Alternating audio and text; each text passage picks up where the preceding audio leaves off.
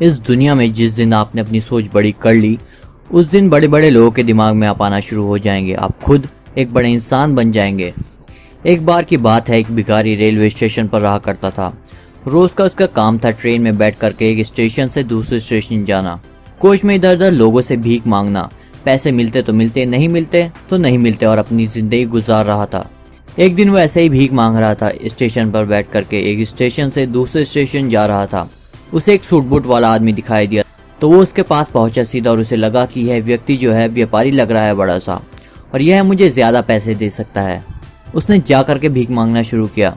वो इतने थोड़ी देर देखता रहा, उसके बाद उसे गुस्सा आने लगा, चिल्लाने लगा, कहने लगा कि तुम्हें तमीज नहीं है, मैं कुछ नहीं देना चाह रहा फिर भी तुम पीछे पड़े हो, और दूसरी बात तुम्हारे पास मुझे देने के लिए क्या है, अगर मैं तुम्हें पैसे दे भी दूं तो तुम मुझे क्या दोगे। भिखारी ने कहा, बाबूजी मेरे पास तो कुछ नहीं है, मैं तो भिखारी हूँ, भीख मांगता हूँ, और मेरी औकात ही क्या है कि मैं आपको कुछ दे सकूं। तो उसने कहा, जब कुछ दे नहीं सकते तो मांगना भी बंद कर दो। वो व्यक्ति तो स्टेशन पर उतर गया, कह करके चला गया, और ये भिखारी जो था बाहर आया स्टेशन से और सोचने लगा कि मैं क्या दे सकता हूँ। उसने आसपास नजर दौड़ाई तो उसे छोटे छोटे पौधे दिखाई दिए जिन पर फूल लगे थे। उसने सोचा कि फूल तोड़ते हैं और कुछ फूल देते हैं, अगर कोई मुझे भीख देता है तो अगले दिन उसने ये प्रोसेस शुरू किया। कोई उसे भीख देता तो उसे वो फूल देता।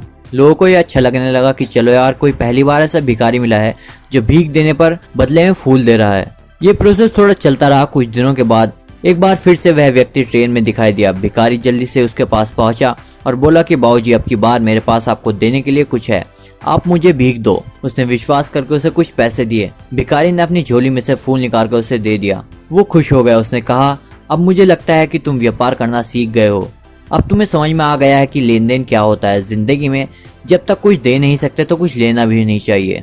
ये बोल करके तो वो व्यक्ति फिर से स्टेशन से उतर गया और चला गया, और वो भिखारी उसके दिमाग में ये बात बैठ गई। वो स्टेशन से बाहर आया और जोर से चिल्लाने लगा, चीखने लगा कि मैं भिखारी नहीं हूँ, मैं व्यापारी हूँ, और मैं भी उस इंसान की तरह बनकर दिखाऊंगा, सूट बूट होकर के पहन करके दिखाऊंगा, बड़ा बैग होगा, पैसे होंगे। ये बोलने लगा और आसपास के लोग देखकर उसे सोचने लगे कि शायद पागल हो गया है।